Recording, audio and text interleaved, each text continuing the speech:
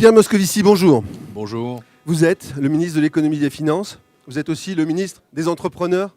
Oui, je conçois Bercy comme la maison des entreprises et je veux être, c'est d'ailleurs le cas depuis que je suis dans ces responsabilités, le ministre des entreprises parce que j'ai une conviction depuis le début. Des entrepreneurs. Des entreprises et donc des entrepreneurs parce qu'il n'y a pas d'entreprise sans entrepreneurs, il n'y a pas non plus de croissance sans entreprise et sans entrepreneurs.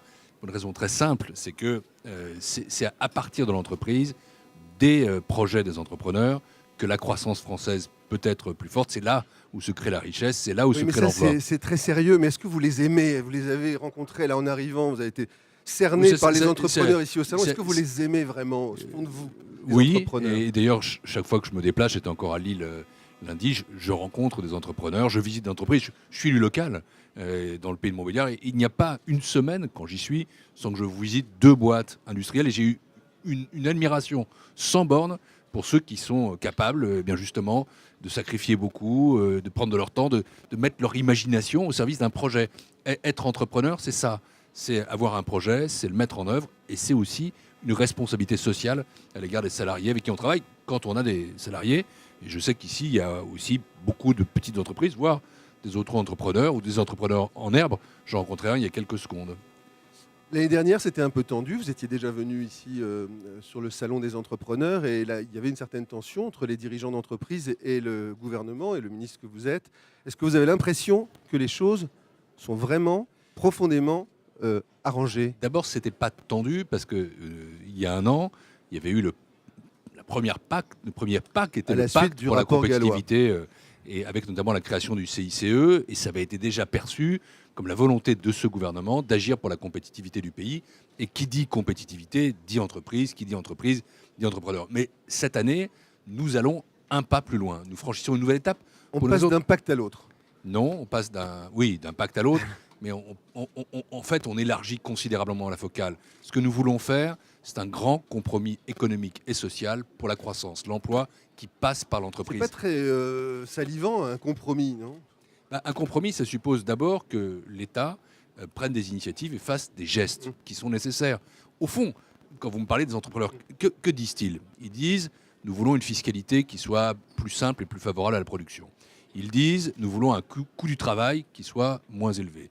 Ils disent « nous voulons moins de contrôle et une relation avec l'administration fiscale qui soit plus fluide ». Et ils disent enfin « nous voulons moins de normes, plus de simplification ». Que fait l'État? Il lance les assises de la fiscalité d'entreprise. Il met sur la table les 30 milliards d'euros de cotisations familiales, incluant le CICE. Il dit « nous lançons un choc de simplification ».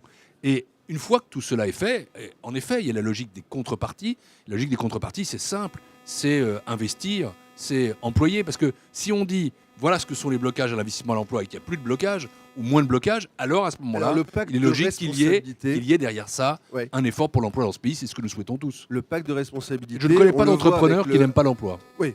Justement, qu'est-ce que vous attendez des entrepreneurs? J'entends surtout ceux qui créent ou reprennent une entreprise, qui sont encore petits. Qu'est-ce que vous attendez d'eux dans ce terme de pacte de responsabilité? Quelle responsabilité vous leur accordez? Je crois d'abord, avant de parler de responsabilité dans cette matière, il faut parler de chance, d'opportunité. Il y a un sondage qui est paru qui montrait qu'il y avait 15 millions de Français qui avaient dans la tête l'idée d'entreprendre. Et que il y avait, un Français sur 3. Oui, c'est énorme. Mais ça peut paraître un rêve. Et c'est pas illogique d'avoir des rêves. Il y a déjà 2 millions, et à mon avis, il y en a encore plus, qui ont des vrais projets d'entreprendre. Eh bien, il faut les aider tout simplement à pouvoir mettre en œuvre leurs projets. Ça, c'est le rôle du gouvernement. C'est la partie, j'allais dire, qui nous revient.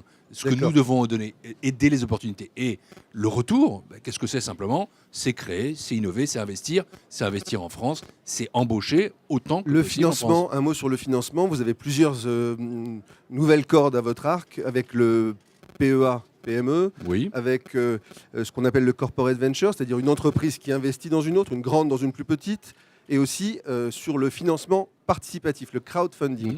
Qu'est-ce que vous attendez de ces innovations? Vous savez, depuis que je suis ministre des Finances, j'ai lancé une réforme de l'ensemble des outils de financement de l'économie française.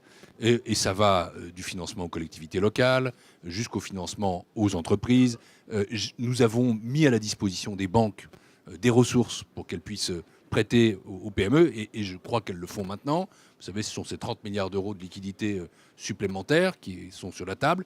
Et je crois qu'il n'y a plus aujourd'hui de problème de financement quantitatif. Après, Sûrement pas le perçu des créateurs d'entreprises. Hein. Après, il y a d'autres sujets qui sont en effet le besoin de développer des actionnaires à long terme ou encore d'aider les PME à entreprendre et à investir. C'est la raison pour laquelle le PEA-PME est lancé. Le PEA-PME, c'est d'abord une augmentation du plafond des instruments existants de 132 000 à 150 000, puis c'est au-delà un compartiment, je dirais, spécifique pour les PME qui s'étend d'ailleurs aussi aux ETI.